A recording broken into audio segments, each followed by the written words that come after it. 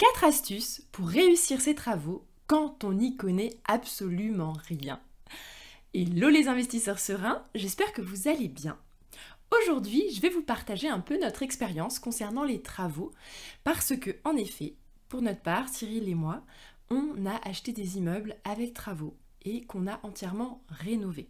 Alors, nous, on n'a rien fait. Ce sont concrètement des prestataires qui ont fait tout cela pour nous.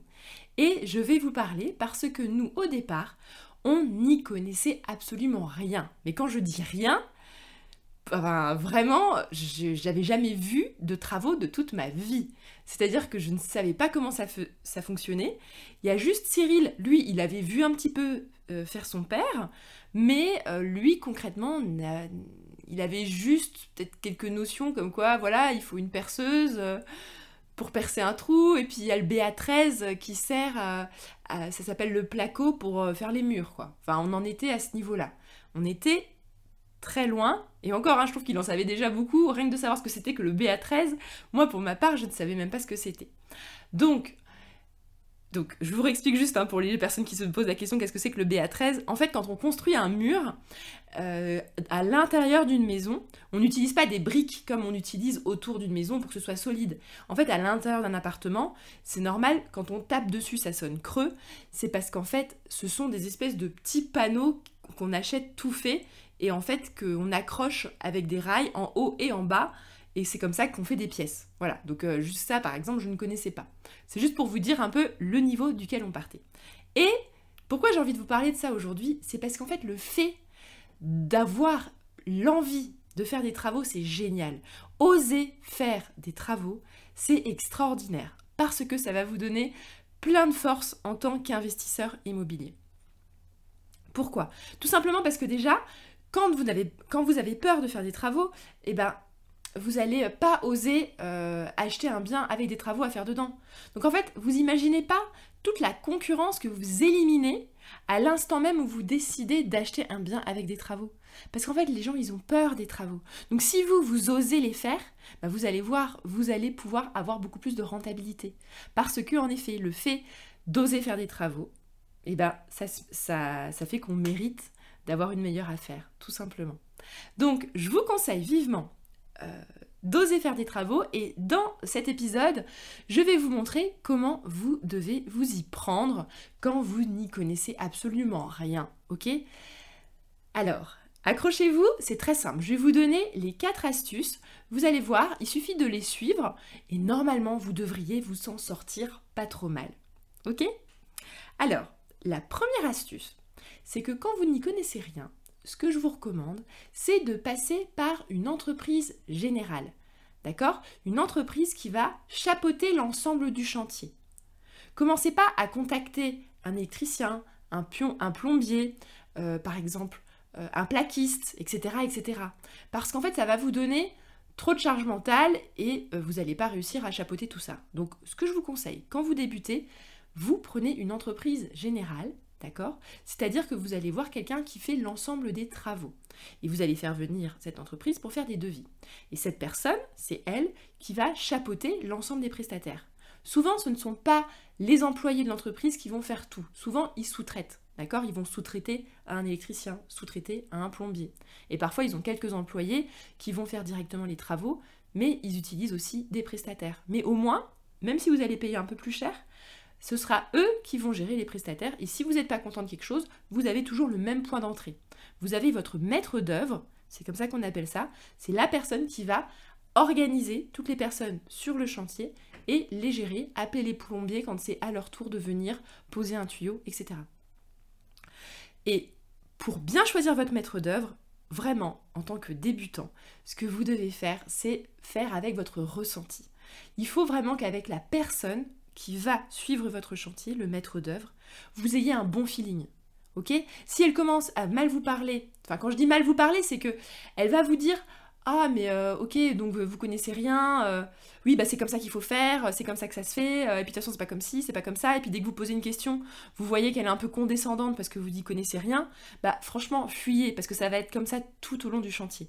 Donc essayez de trouver quelqu'un avec qui vous avez un bon feeling, que vous trouvez qu'il est à l'écoute, qu'il est respectueux de vos idées, même si parfois vous allez peut-être dire des gourdes parce que vous y connaissez rien, mais qui va pas, entre guillemets, vous rabaisser à cause de cela. Ok ? Parce que même si on dit des choses peut-être qui sont peut-être un peu idiotes aux yeux de la personne, elles sont quand même valables. Vous allez voir après dans mes anecdotes que même quand on n'y connaît rien, ça sert quand même à quelque chose. Donc, maintenant que vous avez trouvé des devis, vous avez trouvé un maître d'œuvre avec qui vous avez confiance, eh ben, vous commencez. Et, bien sûr, le petit truc qu'il faut faire attention, et ça c'est la deuxième astuce, c'est de bien s'assurer que dans le devis, il y a tout ce que vous pensez que vous voulez faire dedans.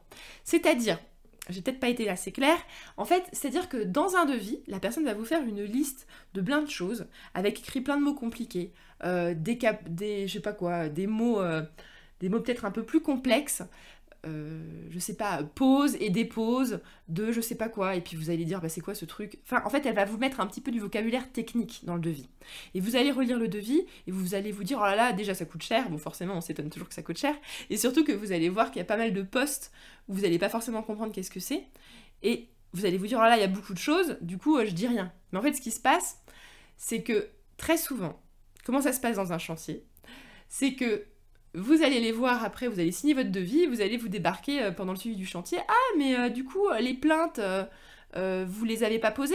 Puis là, ils vont dire, ah bah non, mais ça, c'était pas inclus dans le devis. Puis tu vas dire, bah ouais, mais pour moi, c'était un peu évident que les plaintes, elles étaient mises aussi avec le sol. Ah bah non, ça, c'était pas prévu. Et en fait, là, à chaque fois, vous allez vous retrouver un peu de façon idiote, en mode, ah bah zut, du coup, c'est pas prévu. Ou, ah bah tiens, le point lumineux dans telle pièce. Bah ça c'était un peu évident quand même de mettre un interrupteur à tel endroit et tel endroit. Ah bah non, dans le devis c'était prévu un seul interrupteur. Et là, c'est là qu'il faut absolument que, avant même de signer le devis, vous preniez le temps d'essayer de réfléchir à tout ce qui doit être fait, alors à votre échelle, et même si vous comprenez peut-être pas tout le devis, de rappeler le maître d'œuvre pour lui demander, ok, est-ce que ça, est-ce que tout ça est bien inclus au devis ?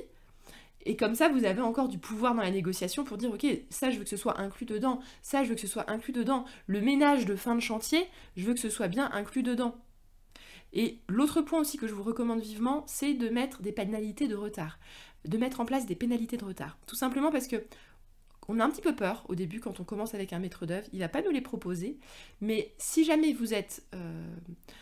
vous avez envie que votre chantier passe en priorité, parce que vous avez des délais, vous avez envie de mettre en location avant une certaine date, je vous recommande vivement de pousser à mettre des pénalités de retard. Ce que vous faites pour les mettre en place, c'est que vous dites gentiment, bah voilà, quelle est pour vous la date à laquelle vous pensez que ce chantier pourra être terminé. Prenez un peu plus de marge et vous dites, ok, donc à ce moment-là, je vous laisse encore 2 semaines de plus de délai, et à partir de ça, il faudrait qu'on mette en place des pénalités de retard parce que moi je veux vraiment être sûre qu'à cette date ce sera bon. Et là le maître d'œuvre va dire ah mais non mais ça c'est sûr ce sera bon, nanana. Elle dit ok très bien, bah moi ça me rassure d'avoir des pénalités de retard, comme ça moi je sais qu'il n'y a pas de raison que ça dépasse. Ok ? Et ne lui mettez pas des délais où il va se sentir pressé, mettez-lui des délais qui sont vraiment plausibles pour vous, pour lui et qui se sent à l'aise avec, comme ça son engagement, il va vraiment vouloir le respecter.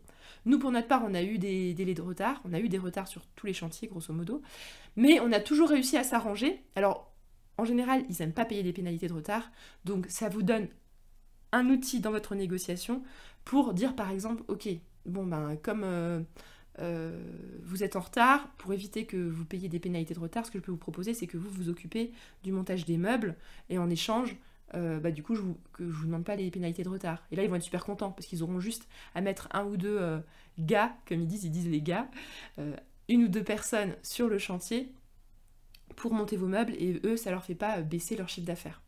Voilà, donc c'était juste une petite astuce encore, entre parenthèses.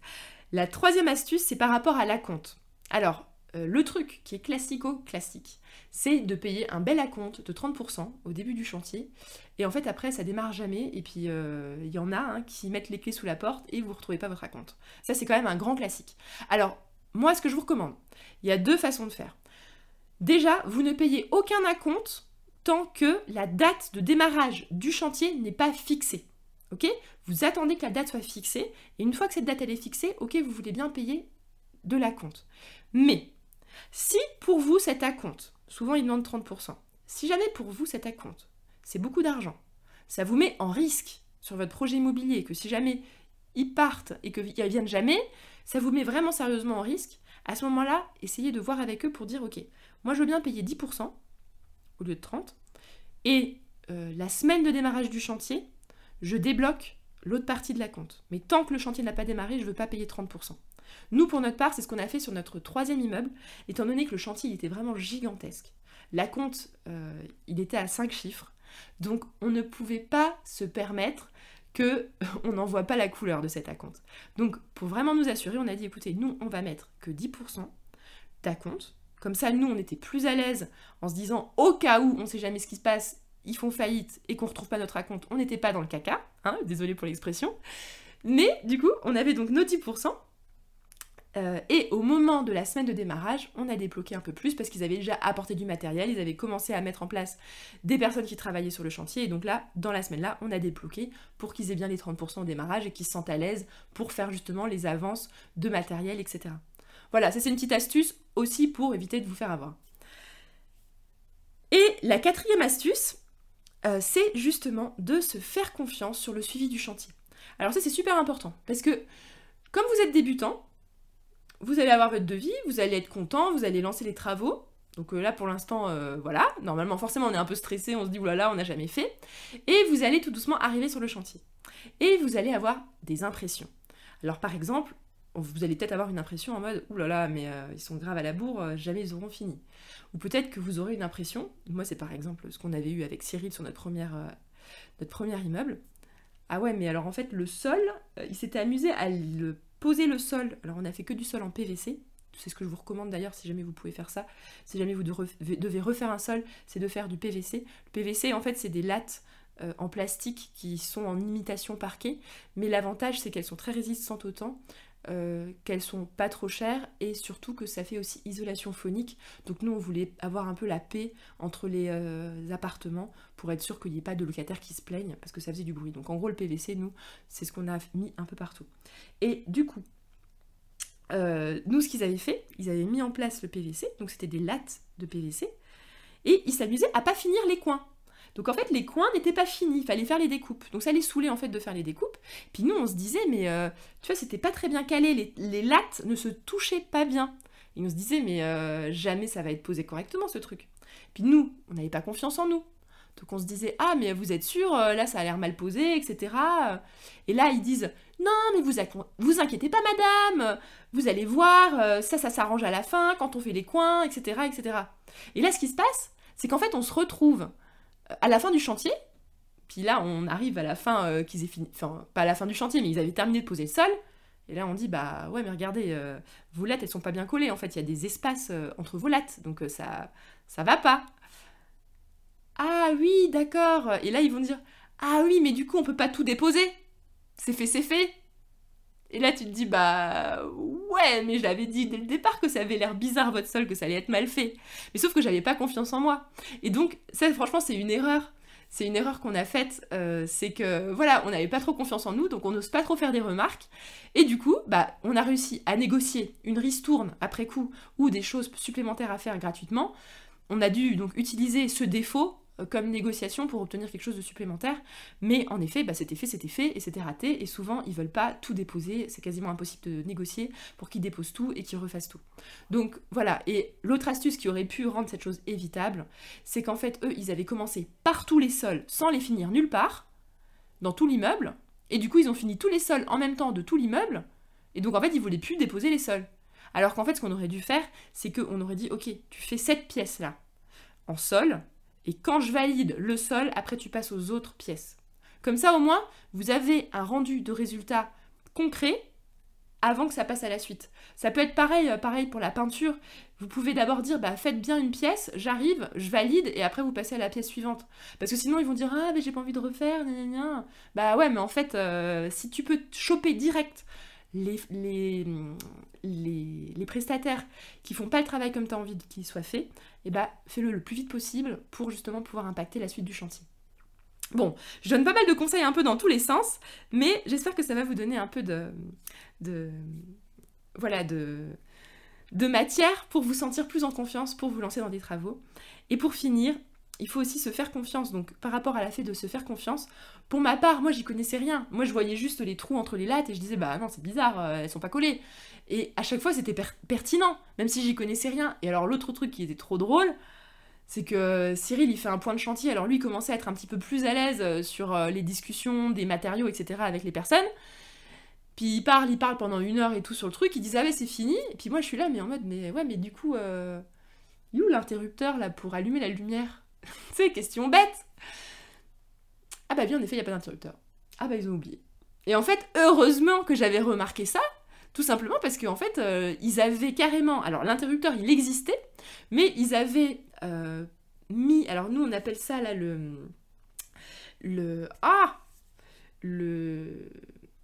l'espèce de papier peint là qu'on colle au mur pour mettre la peinture dessus. Bon, je ne sais plus le nom, je suis vraiment désolée. Le papier pour peindre dessus, c'est l'espèce de papier un peu rugueux qu'on met pour les locations, parce que c'est super pratique pour repeindre dessus. Et en fait, ils avaient carrément collé sur le trou où il devait y avoir l'interrupteur. Du coup, on voyait même plus l'interrupteur. Voilà, donc du coup, bah, on a réussi à retrouver l'interrupteur. Où est-ce qu'il était placé? Parce que sinon ils auraient dû tout repeindre et péter le truc parce qu'ils n'allaient pas faire des trous partout pour retrouver où était placé l'interrupteur. En fait c'était génial parce qu'on avait pris des photos régulièrement tout au long du chantier. Et ça d'ailleurs c'est autre chose que je vous recommande. Donc en fait vous avez plein de conseils au lieu d'en avoir 4. Prenez des photos à chaque fois que vous faites une visite de chantier. Ok, comme ça vous vous rappelez où étaient les choses. Et là en l'occurrence, grâce au fait qu'on ait pris des photos, on a pu retrouver où était placé cet interrupteur disparu en dessous de l'espèce de papier peint. Voilà, donc ça c'est des petites astuces. Par rapport au suivi du chantier aussi, c'est possible, il y a plein de choses qui sont possibles. En l'occurrence, nous on a fait un suivi quand on était à Paris et qu'on investissait donc à Metz, on faisait des allers-retours de 1h20. Donc franchement, avec les enfants, on n'avait pas envie de le faire tous les 4 matins, ce qui faisait que souvent on faisait un suivi de chantier toutes les 2 à 3 semaines. Alors, il faut savoir que c'est plutôt vers la fin du chantier, au moment des finitions, où il faut être plus présent. Donc on est passé, on va dire, à 1 fois toutes les 3 semaines au début, à 1 fois toutes les 2 semaines, puis 1 fois toutes les semaines sur la fin du chantier au moment de la livraison. Donc ça c'était un peu le rythme quand on était à distance, donc ça c'est possible. Et ensuite quand on est sur place, bah, l'idéal c'est d'y aller le plus souvent possible, hein. Franchement, mais ça peut vous prendre un temps de dingue, donc vous pouvez très bien y aller 1 fois par semaine, ou 1 fois le lundi, 1 fois le vendredi, ou 1 fois le lundi, 1 fois le jeudi. Mais essayez de trouver une façon de faire pour suivre régulièrement, parce que vous allez voir un truc, hein, plus vous suivez de près, plus ça va vite. Parce que c'est dingue, hein. Nous, quand on était à Paris, ça avançait 10 fois plus lentement que quand on était sur place pour le 3e immeuble, où on a pu vraiment suivre les chantiers au jour le jour. Et là, ça a dépoté parce que, bah voilà, dès que t'arrives sur le chantier et que tu vois qu'il y a personne qui bosse, bah t'appelles le maître d'œuvre. Au fait, pourquoi il y a personne aujourd'hui sur le chantier, quoi? Et donc tout de suite, il a la pression, il sait que son chantier, il doit avancer. Bon, c'était un peu un gros épisode, je vous ai parlé de plein de trucs, mais je pense que c'est intéressant pour les personnes qui n'y connaissent rien. Il faut que vous donniez ce courage de vous lancer. L'autre avantage, et qui est génial, c'est que si un jour vous achetez pour vous, pour votre résidence principale, et ben vous aurez plus peur de faire des travaux, vous pourrez faire les choses à votre goût. Et ça, je trouve ça génial quand même de se dire, bah voilà, je peux acheter une maison, je peux acheter un truc à rénover, bah aucun souci, et en plus je vais faire ça vraiment de façon canon, à ma façon. Voilà, j'espère que cet épisode vous a plu, et surtout si jamais vous voulez avoir d'autres conseils, n'oubliez pas de vous abonner. À bientôt, ciao ciao.